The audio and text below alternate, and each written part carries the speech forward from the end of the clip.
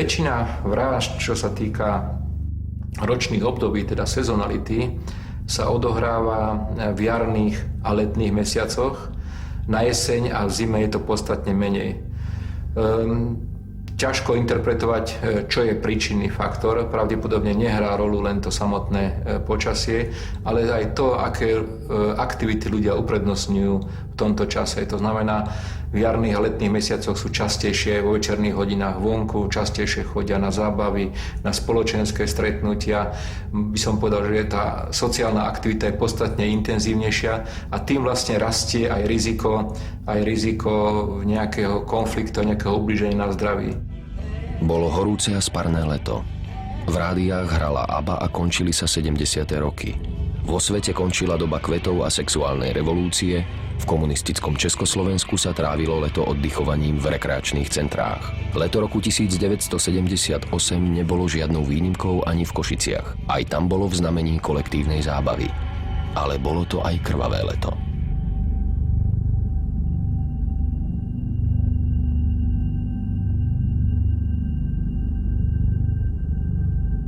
22. júla 1978 zazvonil v istom byte v Košiciach telefón, ktorý dvihla najprv dcéra. Keď zazvonil druhýkrát, zdvihla to pani domu. Nervózny ženský hlas si vypýtal k telefónu pána Karola.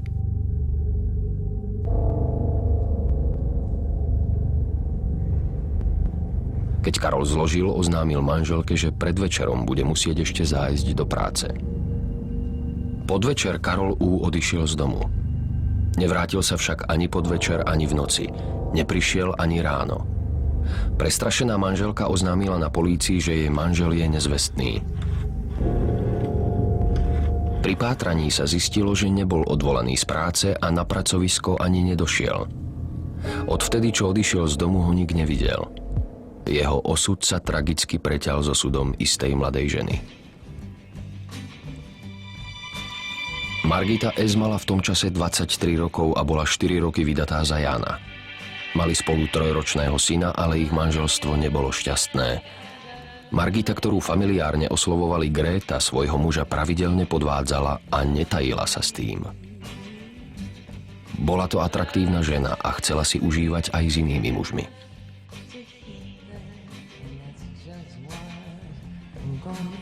V zime roku 1977 sa Gréta zoznámila so 46-ročným ženatým Karolom.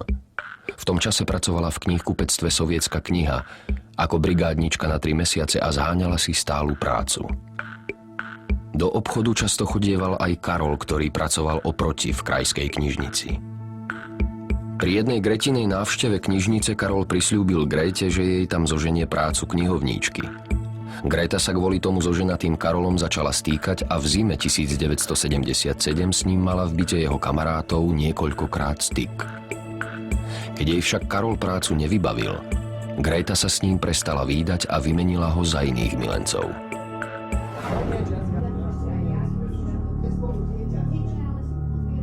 Manžel jej neverí ticho akceptoval, ale Gréta nebola s manželom spokojná a podala žiadosť o rozvod. V tom čase sa Gréta zoznámila s manželovým kamarátom z detstva, Vladimírom K. Vlado kedysi pracoval v baniach v Karvinej a po rokoch sa vrátil späť do Košíc. Keď spoznal kamarátovú ženu, zamiloval sa do nej. Vyhovovalo mu, že jej manželstvo je už v troskách a stal sa Grétiným milencom. Vlado bol dominantnejší chlap ako jej bývalý muž Jano a Gréta ho rešpektovala tak, ako nedokázala rešpektovať vlastného manžela. Keď Jano od manželky odišiel na ubytovňu, Vlado sa prisťahoval do jej bytu na Vojenskej ulici v Košiciach. Vlado sa s Jánom S. poznal od detstva. Keď mu oznámil, že sa stal milencom jeho ženy a prisťahoval sa k nej, Jano nejako neprotestoval a prijal ho do rodiny. Tak vznikol podivný a akceptovaný manželský trojuholník. Vlado bol však tvrdý a brutálny muž, ktorý mal problémy so zákonom. Raz už bol trestaný za agresívne a vulgárne správanie a príživníctvo. Tohoto milenca sa Gréta neopovážila podvádzať. Vlado tvrdil, že Grétu miluje a po rozvode si ju vezme za manželku. Asi v polovici júla 1978, keď bol Vlado sám doma, zazvonil na dvere bytu muž v stredných rokoch. Pýtal sa na Grétu, ale nepredstavil sa. Vlado ho aj pozval ďalej na kávu, ale muž odmietol a odišiel.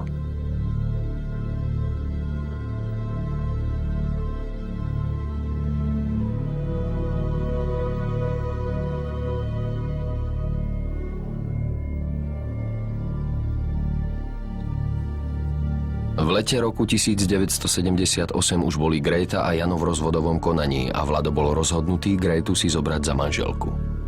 Predtým, než to urobí, žiadal, aby mu Gréta priznala všetkých mužov, s ktorými sa sexuálne stýkala. Gréta sa mu so všetkým zdôverila a spomenula aj staršieho pána Karola U., s ktorým mala pomer v zime. Vlado si vtedy spomenul na muža, ktorý hľadal Grétu na byte pár týždňov dozadu. Zľakol sa, že Gréta podvádzala s Karolom aj jeho. Snažil sa z nej dostať priznanie, ale Gréta prisahala, že pomer s ním ukončila dávno predtým, než sa oni dvaja spoznali. Ale Vlado jej veľmi neveril a žiadal dôkaz. O niekoľko dní neskôr vymyslel plán. Chcel, aby Gréta zavolala Karola domov k sebe a nafingovala intímnu situáciu. Keď budú vyzlečení, on muža pristihne a dá mu pár faciek. Nech si starý pán uvedomí, že za Grétou už nemá nikdy chodiť. Gréte sa tento plán vôbec nepáčil, ale Vlado sa jej vyhrážal, že ak neuposlúchne, zbije ju a potom sa s ňou rozíde. Gréta v strachu o budúcnosť svojho vzťahu súhlasila.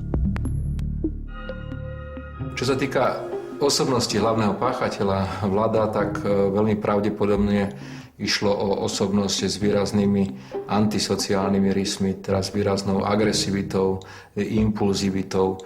A čo je, myslím, že veľmi typické a vyplýva to z jeho výpovedí, mal taký príznak, ktorý voláme, že afektívna inkontinencia, to znamená takú veľmi jednoduchú schopnosť, ako sa dostať do silného afektu, ako vybuchnúť, niečo, čo sa tak ľudovo volá, že samonasierací efekt. A keď on vypovedal vlastne, ako prebiehali tie jeho emócie pred činou a počas činu, tak napred sa veľmi nahneval, keď sa dozvedel o tom bývalom milencovi. Potom sa nahneval, keď sa ho ten v byte pýtal, že čo tam robí.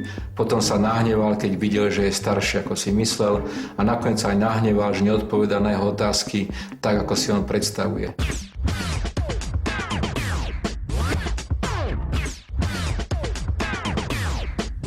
Vlado sa medzi tým stretol s Jánom S. a rozpovedal mu o tom, čo chce spraviť s Karolom. Jáno ich pomer vedel a nemal záujem sa bývalému milencovi pomstiť. Pre neho boli manželkyne nevery uzavretá kapitola. Vlado žiadal Jána, aby mu pomohol. Chcel, aby ho zbili, vystrašili a nakoniec okradli. Jáno nakoniec privolil. Tým subjektívnym motivom bola žiarlivosť, ale tá žiarlivosť je dosť komplikovaná emócia a v tomto prípade tam hral rolu aj snaha o pomstu, dokonca pomstu bývalému milencovi jeho družky, ale snaha aj o kontrolu. To znamená, aby tá družka videla, aký je on mocný, aký je on agresívny a aby ju odradil, nielen teda jej bývalých a súčasných milencov, ale aj ju od možnej ďalšej nevery. A možno aj to bol dôvod, prečo potreboval svedkov k tomu, ako sa brutálne správal k tomu poškodenému. Gréta však o ich spoločnom pláne nič nevedela. Na obed zašla k svojim rodičom a zatelefonovala Karolovi, že sa s ním chce stretnúť. Ten bez veľkých vytáčok súhlasil a dohodli sa, že o 17:00 sa stretnú pred hlavnou poštou. O niečo neskôr sa stretla Gréta, jej manžel a jej milenec v reštaurácii Lipa. Dali si pivo, rozprávali sa a podvečer odišla Gréta počkať Karola na miesto, ako sa telefonicky dohodli.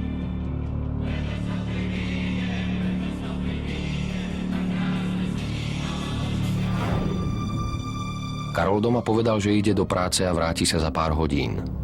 Vyobliekal sa a išiel na stretnutie s Grétou. Stretli sa okolo 17:00 pred poštou a odtiaľ šli do bytu Gréty na Vojenskej ulici. Keďže sa Karol bál, aby ho niekto nevidel s mladou ženou po boku, išiel niekoľko metrov za ňou. Prešli aj okolo reštaurácie Lipa, kde sedel Vlado s Janom.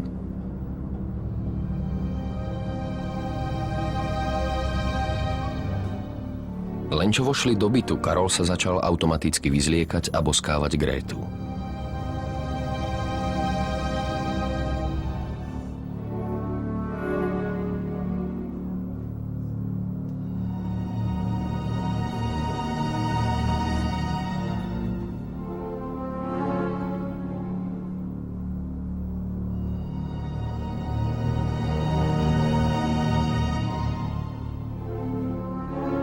Keď obaja sedeli na pohovke polonahý, Greta dala znamenie balkónovými dverami, tak ako boli dohodnutí s Vladom.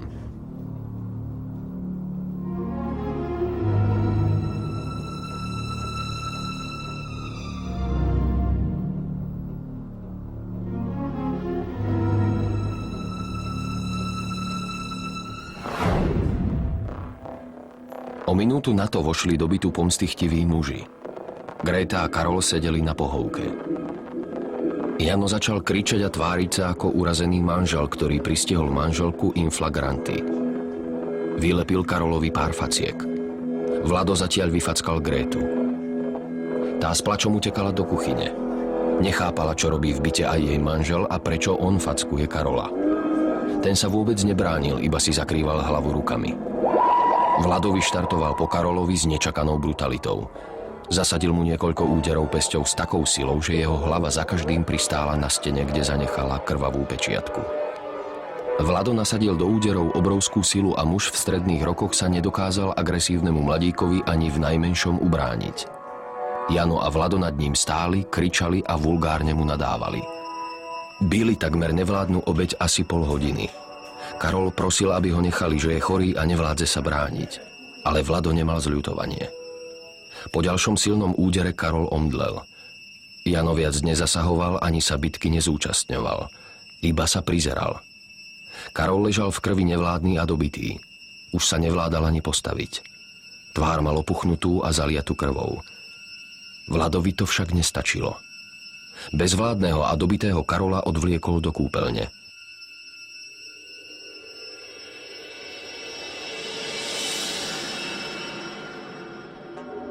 Tam ho hodil do vane a sprchoval studenou vodou. Potom ho vybral a zasa ho bil. Keď Karol omdlel, prebral ho studenou vodou. Omráčený muž sa chcel postaviť a keďže mu krv zaliala tvár, snažil sa niečím poutierať. Schytil zo šnúry prvé, čo mu prišlo pod ruky a poutieral sa do detského oblečenia malého Janovho syna. To Vlada naštvalo a kopol ho tak brutálne, že Karol bezvládne zletel zas do vane a zostal tam ležať. Až teraz si Jano uvedomil, že sa im násilie vymklo z rúk a naliehal na Vlada, aby s bitkou skončil. Karol ležal dobitý v bezvedomí vo vani plnej šiat a krvi, nevládal už dýchať, iba chrčal. Obaja muži sa zľakli. Vlado vybehol po Grétu a dotiahol ju do kúpeľne. Prikázal jej, aby ho sprchovala a prebrala svojho milenca. Gréta bola zdesená, snažila sa v panike dobitého muža preberať, ale nepodarilo sa jej to. Potom jej Vlado povedal, že idú na chvíľu von, aby si milenca umyla od krvi a prebrala, inak dobijú aj ju. Keď manžel i druh odišli, Gréta sa snažila Karola prebrať, kývala ním a sprchovala ho, ale muž len chrčal a vôbec nereagoval. Zúfala Gréta sa vrátila do izby, ľahla si do postele, prikryla sa paplónom a plakala.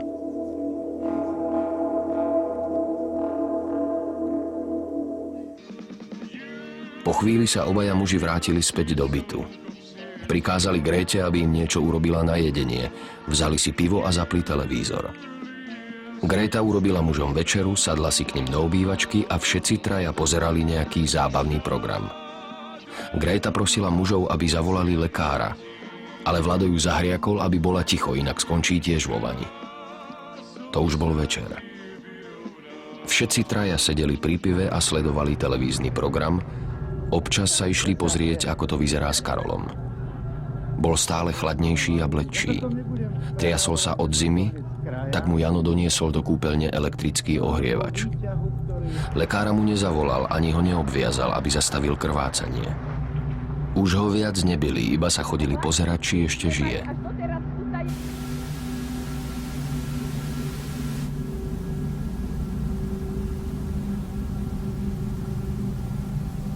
Po niekoľkých hodinách prišli muži do obývačky a oznámili Gréte, že Karol je už mŕtvý.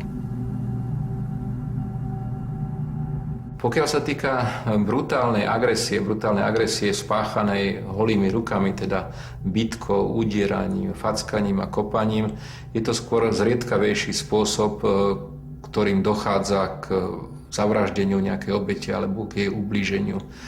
Zhruba v tých našich štatistikách to vyšlo, že asi 10% vražd sa spáchalo holými rukami, to znamená buď škrtením alebo udieraním, teda bez použitia nástroja. Z druhej strany vidíme, že veľmi často dochádza k ublíženiam na zdraví rôznej závažnosti práve pri bitkách, ktoré majú, by som povedal, aj v našej kultúre takú zvláštne postavenie, pretože existujú regióny, existujú sociálne skupiny, kde bitka má taký znak seba presadenia, znak úspešnosti, znak postavenia v skupine a je priamo folklórom napríklad pri rôznych zábavách, diskotékach, krčmových posedeniach, že tieto končia bitkou. Často pre veľmi malicherné príčiny. Ale samozrejme za týchto okolností sa môže stať, že takéto bitky majú potom aj ďaleko vážnejšie následky, než pôvodne ich páchatelia predpokladali. Od Gréty si vypýtali plachtu, do ktorej by telo mohli zaviazať. Gréta stiahla posteľnú plachtu z manželskej postele a do nej zabalili telo. Potom ešte zoškrabávali zo steny striekance krvi. Vladovi napadlo, že odvezú mŕtvolu služobným autom. Spoločne s Janom odišli k bani na Bankove, kde Jano pracoval ako šofér. Auto však nemohli zobrať, pretože ich vyrušil nočný strážnik. Vlado vymyslel, že mŕtvolu odnesú v kočiari. Vrátili sa do bytu a telo zviazali do klbka ťažným lanom od auta. O 3:00 nad ránom preniesli zviazané telo výťahom do pivnice, kde ho zahádzali matracami. Tú noc spali v byte na Vojenskej ulici všetci traja. Gréta, jej manžel i milenec.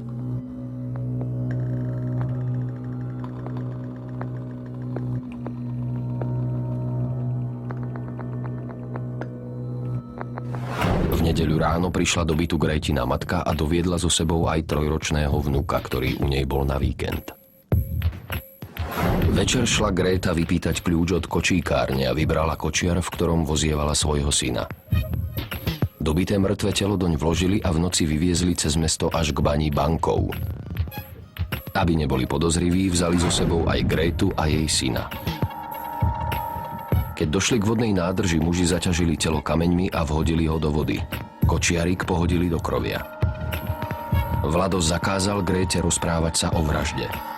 Karolove doklady spálil a jeho peniaze si ponechal. Väčšinou na to, v akom bol ten páchateľ afekte, usudzujeme jednak z jeho výpovedí, to znamená z toho, ako on rozprával, ako sa cítil. Môžeme usudzovať z toho, čo vlastne spôsobil, napríklad podľa rozsahu poranení, ktoré spôsobil poškodenému, môžeme usudzovať, v akom silnom bol afekte. Ale čo je dôležitý pre nás ukazovateľ, je to aj, ako sa správal po čine. A v tomto prípade sme videli, že bezprostredne po čine začal organizovať relatívne zložité maskovacie správanie alebo maskovacie aktivity, ako sa zbaviť toho tela poškodeného. To, ako ho treba zabaliť, zviazať, odniesol ho do pivnice, zháňal odvoz a nakoniec ho spolu všetci páchatelia odviezli k tej priehrade a tamto telo ponorili.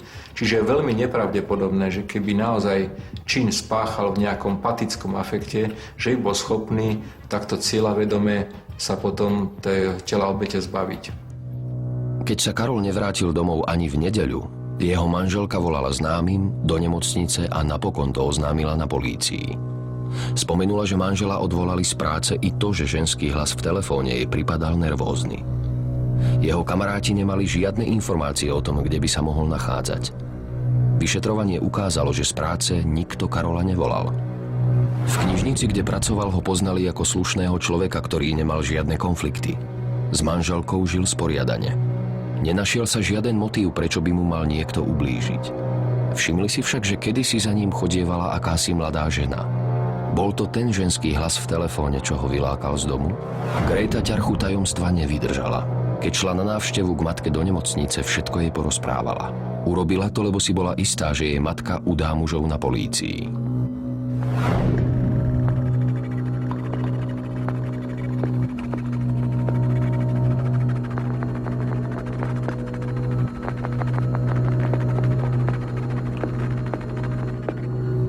O pár dní neskôr našli aj poviazané telo Karola U.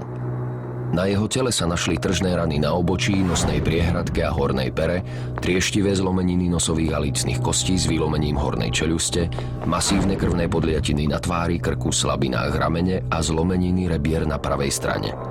Zomrel na mohutné krvácanie do mozgu. Jeho zranenia boli tak rozsiahle, že mu hrozila smrť. Keby mu však zavolali včas lekárskú pomoc, mohli jeho život zachrániť. Pri prvých výsluchoch sa snažil Vlado zvaliť vínu na Jana. Jano sa zas vyhováral, že ho starší kamarát donútil k napomáhaniu. Napokon sa pri konfrontáciách obaja priznali, že boli plne zodpovední a konali dobrovoľne. Vlado sa však obhajoval, že nešlo o ťažké ublíženie na zdraví, že nebol s jeho smrťou uzrozumený. Tvrdil, že nechcel Karola zabiť ani nechať umrieť. Keď muž upadol do bezvedomia, zdalo sa mu, že Karol to iba hrá, aby mu už dal pokoj. Obhajoval sa, že v čase, keď muž v kúpeľni zomieral, on ani Jano neboli v byte, ale na pive v reštaurácii Lipa. Keď sa vrátili, už bol mŕtvy a nedalo sa mu pomôcť. Aj Jano tvrdil, že keď odišli na pivo, chceli, aby sa Karol pozviechal, umyl a odišiel. Ale Margita S. vypovedala, že muži šli len na chvíľu von a keď sa vrátili, Karol ešte žil. Zatiaľ, čo Karol v kúpeľni v krvi trasúca od zimy celé hodiny zomieral, boli obaja muži v byte. Večerali a pozerali v televízii zábavný program. To sú dve verzie toho, ako sa to mohlo stať. Je ale pravda, že naozaj oľutovali svoj čin a dúfali, že sa Karol preberie a z bytu odíde zatiaľ, čo oni boli na pive? A keď sa vrátili, už bolo neskoro. Alebo konali ako sadistickí vrahovia, sedeli pri zábavnom programe a hodiny čakali, kým dobitý muž podľahne zraneniam? Ako to bolo presne, sa už nedá dokázať.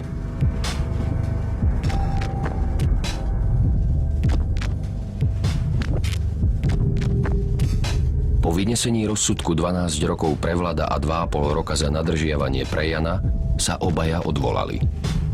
Jano sa snažil dokázať, že konal pod nátlakom a bol vydieraný.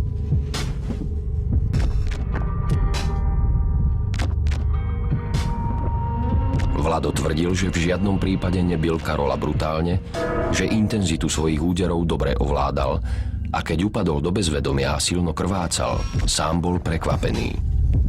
Žiadal, aby bol prešetrený zdravotný stav Karola, či nemal zvýšenú lámavosť kostí. Ale striekance krvi na stenách, ktoré sa im nepodarilo zoškriabať, boli dobrým dôkazom, s akou brutalitou Vlado bil svojho soka takmer celú hodinu.